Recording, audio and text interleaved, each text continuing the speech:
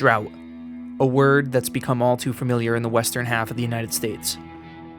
For cities like Los Angeles, San Francisco, Las Vegas, Salt Lake City, and even Denver, drought in the West is becoming an ever-growing concern. For now at least, it still isn't affecting day-to-day life. But with how conditions have been trending over the last several years, the reserves of water that are these cities' lifelines are emptying. To get a glimpse at the situation, look no further than Lake Mead, the largest reservoir in the United States. As of the end of May of 2022, Lake Mead sits just below 27% capacity. The water line is a whopping 181 feet below capacity, with little near-term hope of any relief to correct the matter. The historic lows for this critical reservoir are setting off the alarm bells that the states of Nevada, Arizona, and California could be in for a bleak future, losing the region's most critical water supply. To make matters worse, the Hoover Dam, the dam that makes Lake Mead possible and supplies nearly 1.5 million people with electricity, is nearing dead pool status. This means that the water level has almost dropped to a point where water will no longer enter the inlets for the dam's massive generators, rendering a critical power source useless. How does the largest reservoir in the United States reach a point of almost no return? To get a comprehensive understanding of this issue, we need to look at the history of Lake Mead as well as the Hoover Dam. We also need to dive into the logistics and see how water is both replenished and then eventually distributed. Of course, we also need to look at the environmental conditions that are subjected to Lake Mead and its beneficiaries.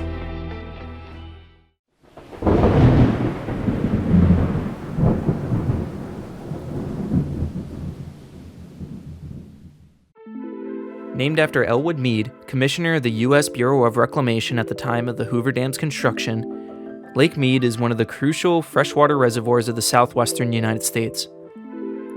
In the late 19th century, the southwestern United States was growing rapidly, and the Colorado River was looked to be one of the best sources for water in the region. Originally, canals were constructed off the river to divert water to the expanding communities. However, there were many setbacks that led officials to seek other options.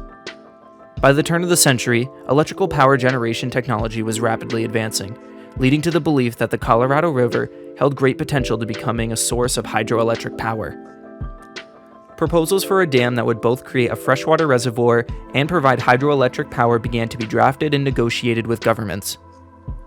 In 1928, after years of planning, political debate, and negotiations, President Coolidge signed the bill that would authorize the construction of this dam. The bill was titled the Boulder Canyon Project Act. To build what was going to be the largest dam in the world at the time, thousands of unemployed laborers came to the Las Vegas area hoping to be hired for this massive project. To start, diversion tunnels were bored into the canyon walls to allow the Colorado River to be completely diverted from the build site. From there, the foundation of the dam was reinforced and the walls of the canyon were freed from loose rock.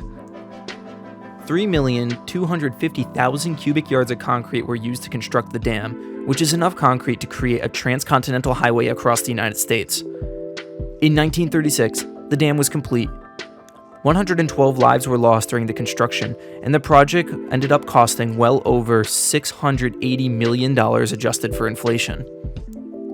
As the dam was completed, the diversion tunnels were sealed off, and the Colorado River began to fill in what would become Lake Mead. Lake Mead's reserves provide 20 million people with water, as well as the irrigation of hundreds of square miles of land in the region. To understand where Lake Mead gets its water, we must look upstream of the Colorado River.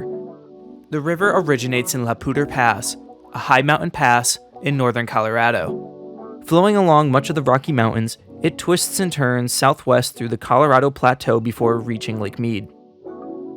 Though much of the river cuts through arid land, the Rocky Mountains provide a crucial source of water that ultimately feeds Lake Mead. Additionally, treated wastewater from the Las Vegas region is returned back into Lake Mead.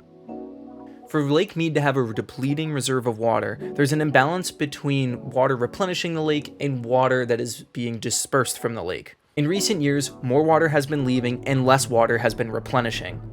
First, let's look at the replenishing side of this equation. Obviously, there is an atmospheric component to this side of the equation. The likeliest contributor is anthropogenic global warming, sometimes labeled as AWG, but most commonly known as human-driven climate change. Human industrialization and population growth exploded in the 20th century following the Second World War, and has accelerated since, leading to increased use of fossil fuels, commercialized farming, and expansive transportation systems, all of which are contributing to a relatively rapid rise in temperature globally from the pre-industrial baseline average.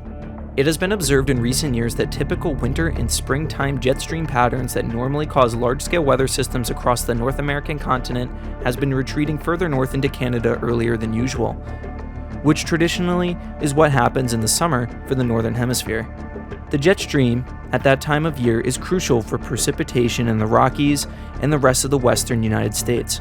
During an average Colorado winter in recent years, the Rocky Mountains can see roughly 20 feet of snowfall. In the late spring, the snow melts into the crucial runoff that'll flow into the tributaries of the Colorado River. Though there is a year-to-year variability when it comes to annual totals, stringing the years together starts to paint a picture. Starting in the year 2000, the southwestern United States has been in a drought. In fact, this region has been in what's called a mega drought. For a regional drought to be considered a mega drought, the area must be in drought conditions for at least 2 whole decades. Even with a drought in place, what about the treated wastewater from Las Vegas? About 40% of the water that's distributed in the region ends up being treated and returned into Lake Mead. The rest is used for irrigation. From farmland to golf courses, the water from Lake Mead is used in vast quantities for this purpose. The water ends up back in the natural water cycle, which means Mother Nature decides where that water will end up next.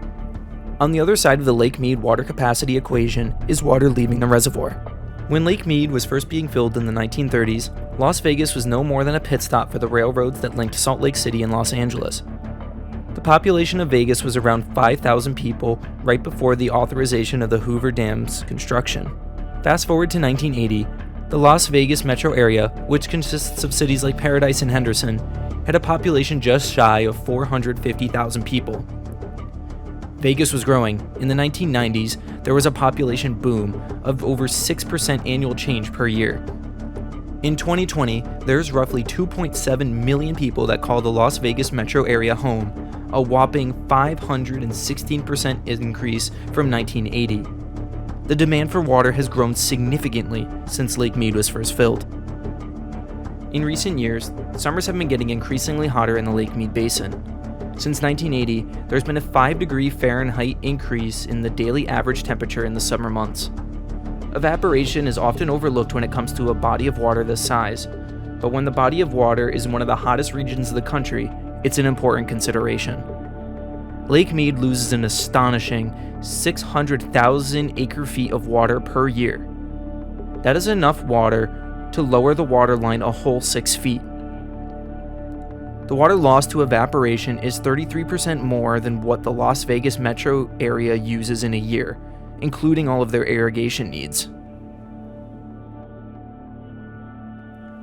It's important to bring up that Lake Mead is not an isolated case. There are many other fresh body water reservoirs in the region that are suffering similar issues. Lake Powell and Lake Oroville are another 2 bodies of water that are being subjected to the conditions of this drought. Water restrictions are in place for millions of people, but it will not be long until a dire situation will potentially unfold. The trickle-down effect from a drying up western United States reservoir could have serious impacts on a global scale, aspects of which we may not even realize until it's too late. Lake Mead is on borrowed time. With the coming months looking bleak for replenishing precipitation, Mead could be at a dead pool in less than a year, and possibly no longer be a viable source for drinking water not long after that. Desalination is an option for coastal cities, but looking at places like Las Vegas, the future is uncertain of where they'll be looking for their next glass of water.